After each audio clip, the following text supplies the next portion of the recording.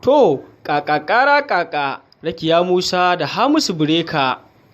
Hadiza Gabon dai ta tono wani tsohon al'amari na tattaunawa da Rakiya Musa zaunanniyar ƙasar Nijar.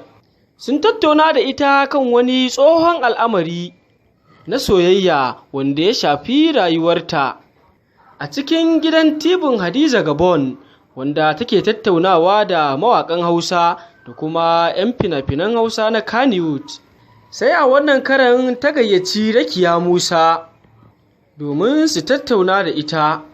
A cikin wannan tattaunawa Rakiya Musa ta fashe da kuka shaɓe-shaɓe, kuma take faɗin cewar soyayyar da ta yi ita gaskiya dai ba ta yi mata rana ba, domin wani bawan Allah ne ya shiga cikin zuciyarta ya yi mata ɓarna, kuma abin zargin dai shine Hamisu Breaker.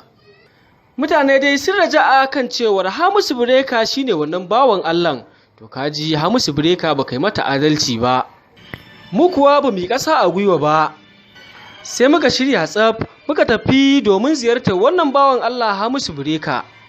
To amma fa ba mu samu ganin shi ba, amma insha Allahu nan da kwana kaɗan ba da daɗewa ba za mu samu ganin shi. Ko dai kawai ku kasance da wannan tasha tamu, ku danna mana subscribing, sannan ku danna mana ƙararrawa da mun samu wannan cikakken bayani daga bakinsa, mun samu gaskiyar al'amari za mu ɗora muku domin ku ji yadda abin ya kasance.